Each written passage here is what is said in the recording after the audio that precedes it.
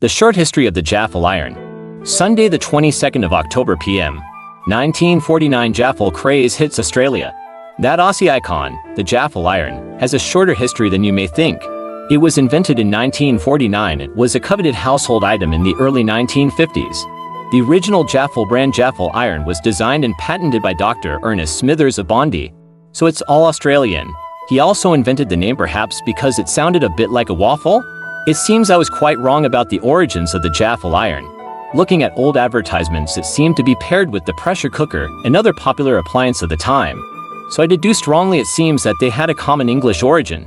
However, I later had a note from John Ruffels, who wrote, "I know for sure the Jaffle Iron was designed and named and patented in Australia in June 1949 by Dr. Ernest E. Smithers, a Bondi medico who moved to the Little Bay Hospital post-1945. He had resided in Bondi for 10 years before that, and that is where he invented not only the Jaffle Iron Australian design office registered number 27089 but also the Surfoplane. I have been in touch with the Smithers family and have seen the patent document from the National Archives of Australia. Yours, John Ruffels. P.S. As with many inventions, other inventors were working on parallel lines like with the panini, toast and the American waffle. But the savory minced Jaffle is a dinky true blue Aussie invention. And, unlike the Jaffle, you cannot take other toasted sandwich makers outdoors. Junior. Jaffle origins. The history of the Jaffle Iron begins with wafer irons in medieval times.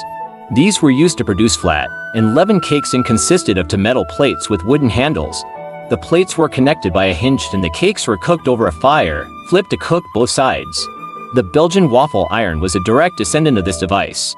The original Jaffle Iron was likely inspired by the waffle iron. When it was first advertised in 1949, the device was described as a pressure toaster, perhaps to trade off the idea of the pressure cooker.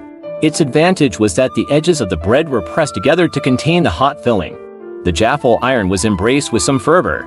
There were even cookery demonstrations showing how to use it and the device. Cropped up frequently as a desirable prize at shows, social events, and the odd charity do. Sadly, it could also become a weapon. An Illawarra Daily Mercury headline in December 1953 screamed wife hit husband with Jaffle Iron. Fine 3. Jaffles were touted as the latest cookery creation for all the family to enjoy. They were considered trendy enough for entertaining as well. In 1949, the Western Mail and proclaimed, really useful for everyday cooking as well as parties, is the Jaffle Iron, which is very simple to use and produces a most appetizing toast pie.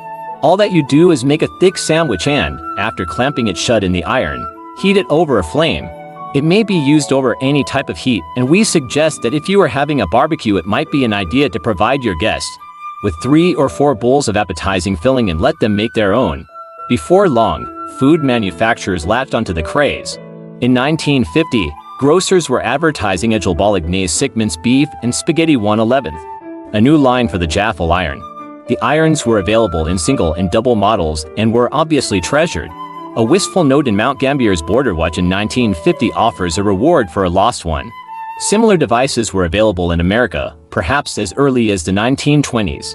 In the USA, they are called pie irons, pudgy pie irons, or Tonka toasters. An electric version was patented in 1924 by Charles Champion of Illinois.